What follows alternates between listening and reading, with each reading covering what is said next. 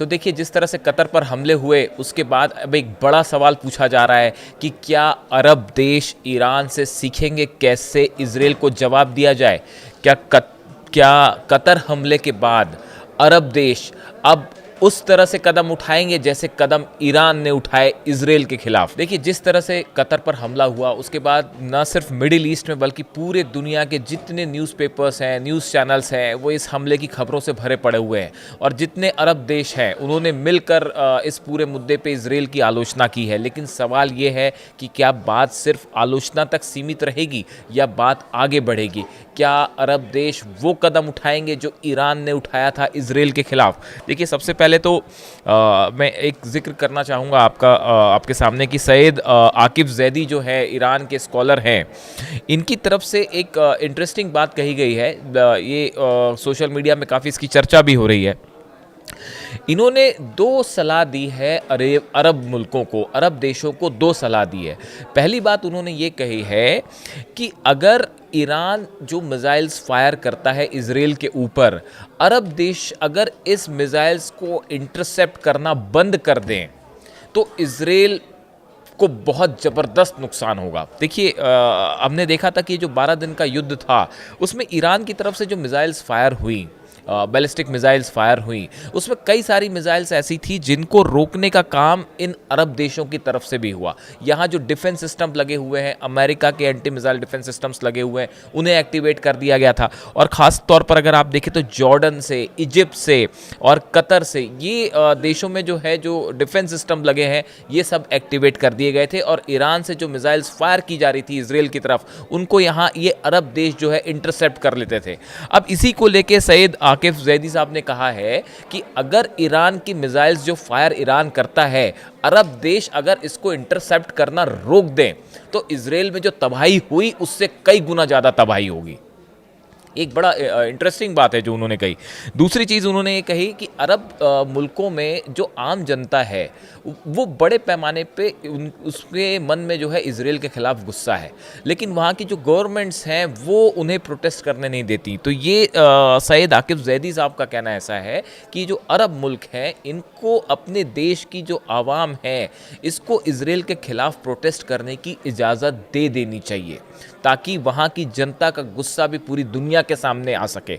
ये दो बड़े इंटरेस्टिंग पॉइंट कहे इन्होंने। अब देखिए ये जो हमले हुए कतर में, इसके बाद अलग अलग बयान आए। कतर के जो प्रधानमंत्री है उन्होंने कहा कि कतर के पास इजरायली हमले का जवाब देने का पूरा अधिकार है और अपनी सुरक्षा और क्षेत्रीय स्थिरता को खतरे में डालने वाले किसी भी लापरवाही या कार्रवाई के खिलाफ कड़े कदम उठाए जाएंगे। यानी कि कतर की तरफ से कहा गया है कि हम जो है इजराइल को जवाब देने का हमारे पास पूरा अधिकार है। जॉर्डन के विदेश मंत्री हैं, उन्होंने कहा कि ये खतरनाक था अटैक जो था और ये किसी भी तरह से इसको एक्सेप्ट नहीं किया जा सकता और ये उकसावे की कार्रवाई है, इस तरह से जॉर्डन की तरफ से बयान आया।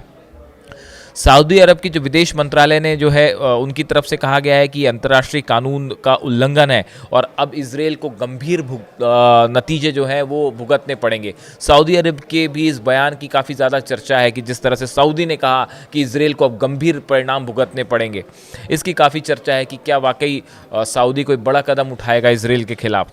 वैसे ही देखिए यूएई की तरफ से बयान आया, जो विदेश मंत्री हैं शेख अब्दुल्ला बिन जायद, उन्होंने कहा कि ये जो हमला था एक कायराना अटैक था और गैर जिम्मेदाराना उकसावा करार दिया उन्होंने इस बात को लेके। मिस्र ने हमले को खतरनाक मिसाल करार दिया और कहा कि ये सीधे तौर पर कतर की संप्रभुता यानी सॉवरेंटी पर हमला है और वो भी ऐसे समय में जब दोहा जो है गजा में युद्ध विराम के लिए मेजबानी कर रहा है और टॉक्स को सीज फायर की टॉक्स को आगे बढ़ाने में अहम रोल अदा कर रहा है।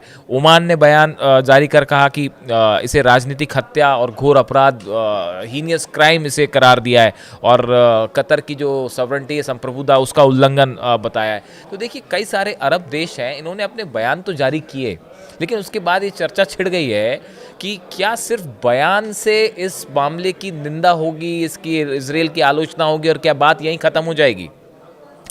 या फिर बात जो है वो आगे बढ़ेगी। ईरान की तरफ से देखिए अली खामेनी साहब की तरफ से कल एक स्टेटमेंट आया जो मैंने अपने वीडियो में आपको भी बताया था कि उन्होंने ये कहा कि पहली बात तो अमेरिका पे आपको विश्वास नहीं करना चाहिए। जिस तरह से कहा जा रहा है कि कतर को जानकारी देने में देर कर दी अमेरिका ने, जानबूझ के ऐसा किया, इस तरह की बातें हो रही सोशल मीडिया में। और अली खामेनी साहब की तरफ से कहा गया कि अरब देशों को अब जो है वो अमेरिका पर विश्वास नहीं करना चाहिए। और साथ ही उन्होंने ये कहा कि अब वक्त आ गया है कि सब अरब देश मिल के एकजुट हों और गजा पर फैसला करें, इजराइल को जवाब दें, अगर अभी नहीं तो फिर कभी नहीं। इस तरह का संदेश जो अली खामेनी साहब की तरफ से आया। अब देखिए जिस तरह से ये जो कतर पे हमला हुआ, इसके बाद कतर की इमेज के लिए भी बड़ा सवाल है। दुनिया भर के टूरिस्ट वहाँ पे आते हैं, बड़ा व्यापार होता है। अब वहाँ पे जिस तरह से सार्वजनिक रूप से दिन दहाड़े ये अटैक किया गया, ये एक बड़ा अरब देशों की साख पर एक प्रकार का ये हमला था, उनके ऊपर एक प्रकार का ये सवाल था। उसके बाद जो है अब OIC की बैठक बुलाई गई है दोहा में। इस्लामिक सहयोग संगठन जो है 57 मुस्लिम कंट्रीज़ जो है, इस्लामिक कंट्रीज़ जो है वंश की सदस्य है, इनकी बैठक बुलाई गई है। अब सवाल ये है कि इस बैठक में क्या होगा?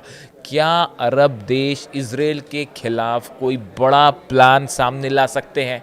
क्या किसी तरह का पॉलिटिकल बैन कर सकते हैं? क्या किसी तरह के व्यापार पर रोक लगाई जा सकती है?